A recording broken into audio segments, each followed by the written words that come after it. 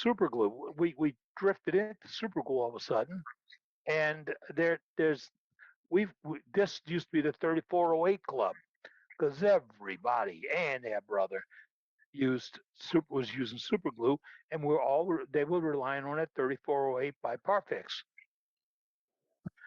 Some of us don't go to that extreme. We go back to what the basic CA finish was.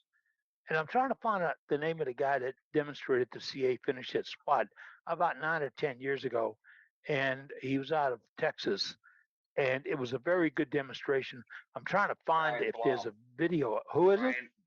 Brian Blum. I can pull the video up. He's a buddy of mine. Yeah, we'd like to get that video because I want to send it to somebody because folks here is talking about this, and that's why we're here, is to talk about it. There's talk about this and say, using CA, and I left Tommy that came to the house, had his fingers were permanently indented with shavings because he didn't catch the part about the only make one pass. He was using super thin, and he didn't know you can't go back and forth that one. The other one you can.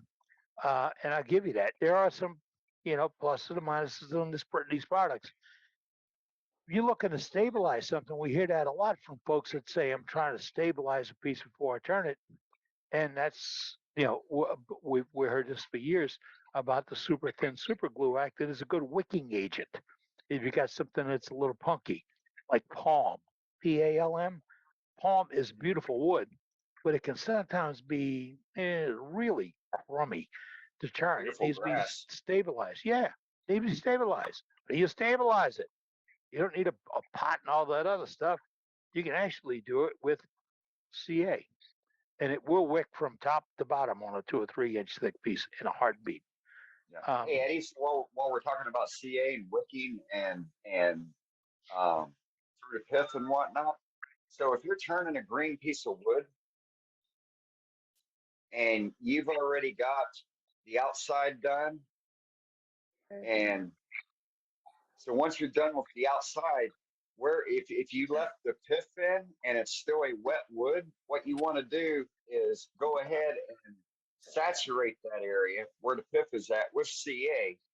That'll increase your chances of preventing cracking when you get to the final turning of getting down inside. And then once you start excavating on the inside, once you get another method, if you didn't do it on the outside, is once you get down to about a 1/2 inch, 3/4 of an inch, you can spray the accelerator on the inside of the bowl where at 50, and then put your thin CA on the back, and that stabilizer is going to wick and draw that CA through the outside of the pith into the center, thus again helping you prevent a crack on your pith area there. Mm-hmm. So. Would that do the same thing on a goblet? Sure. Okay. Once you got the goblet turned out, and then you start making that final area for the stem. Spray that area where the stem is at. Put your CA in the top of the, through the chalice bottom to go through the pith. Okay. Absolutely. Thanks. Yeah, let me whoops. Matt, let me get this one back out again. That's exactly the process. This piece has got the pith right in the middle, and I've got a little bit of it here too. So it kind of like, I don't know if you can see that, but it's there and there, so it's not exactly centered. So when I turn the outside shape, I've got super glue on it here, super glue on it here, and I'll super glue the edge, the bark and the edges before I even start on the inside. So this is basically a branch, and this is, the pith is run right through the center of the goblet. Well, not exactly through the center. And I do this bit first. So I do this, and I can see where the pith is. I put super glue on it here. I put super glue on the outside. Then I turn the inside. I put super glue on the inside of the bark. That's how you retain the bark. Okay. And then as I turn the rest of it, when the pith shows up again, then that gets super glue too. and there. And So- this bit got some too. And as I did this, I got super glue along the outside here. And then after I'm done, I got it on the bottom and in the middle too, where the pith is. Got a question for you, Matt. Bring back Yeah. that, okay, now move your forefinger. Why does it look antique? Or is that shadow? I don't know. It's all shadow. It's shiny. It's got the same finish all over. All right, so you haven't done any antiquing with the OG or the bead? I don't know what the OG or the B is. No, I don't. This Okay, is the just, OG I just the turn it. I just turn it. If line you look at number the, seven. if you see the, Yeah. that's the color of the wood. Okay, Very good.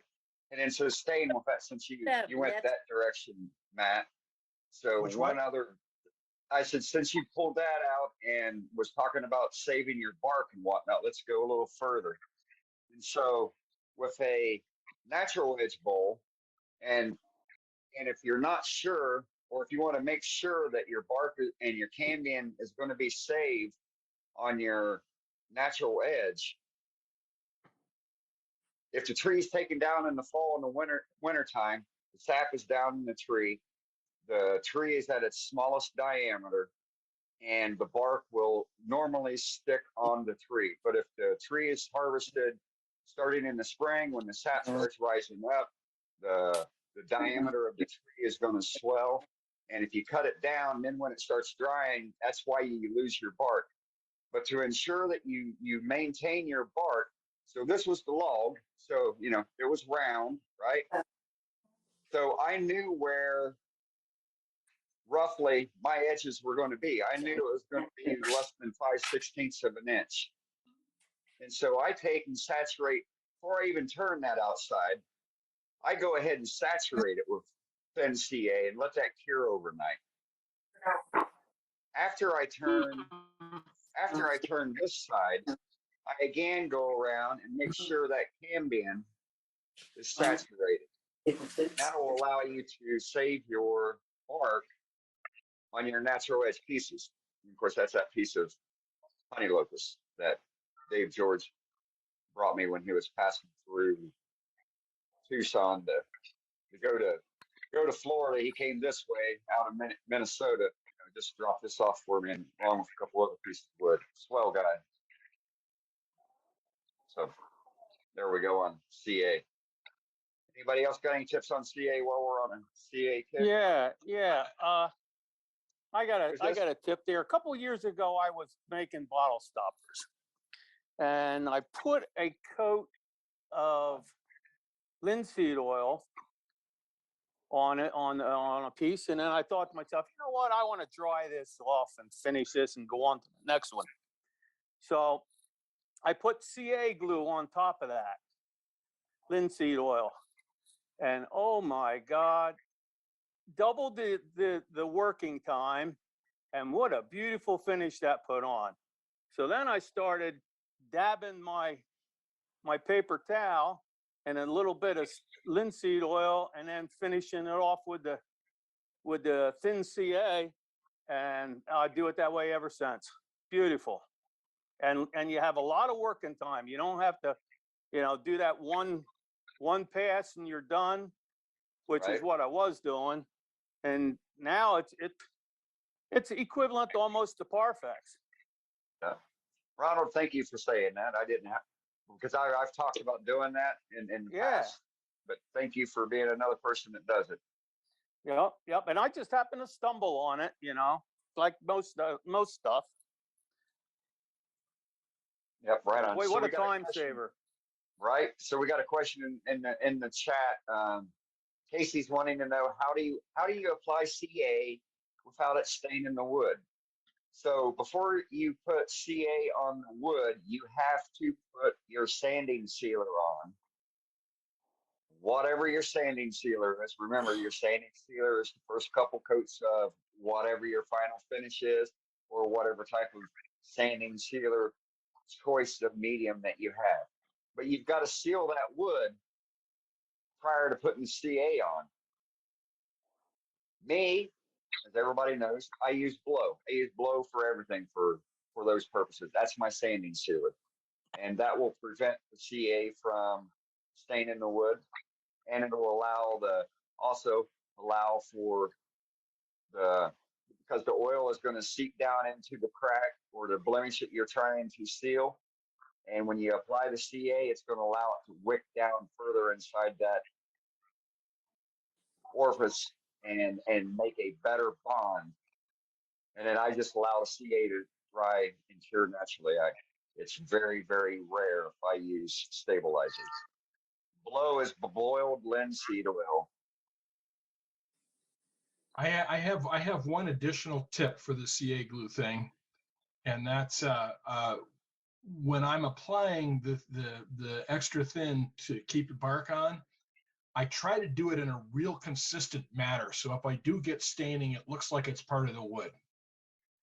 So I try to, I work very hard to avoid runs and things like that, so it leaks all over. I try to get a very close, a very close bead right along the edge and consistent all the way around. Yep. Like an eighth of an inch or whatever. Time. So that you have to take your time. Yep. You Be can't just slap diligent it on. about it. Right. You slop it on, it's going to look like slop. Yep. Period. And then, you're going to have to either break out the 80, 60, and 80 grit gouge to get rid of it, or you're going to have to turn it down. So, all right. And one more thing with the CA glue, if you're going to do a CA finish, then who cares if it stains the wood? Because when you put the CA finish on, it's all the same color anyway. Exactly. Yep. That's another good point, Doug. Thank you, Professor. Yeah, and you saturate this, on the outside after you turn the outside, and then saturate it with the CA glue, and then you flip it around and you hollow out the inside, and then you saturate it with the CA glue, and you can keep the bark on there. There's no cracks in them, and they were green. But I do microwave them that day. I'll put them in the microwave, and I'll cook them for about maybe 6 different times, let them air cool, and then, put it on for another minute and heat it up, and then let it air cool, and I weigh it. And moisture does come out of it, but I can't believe they don't crack.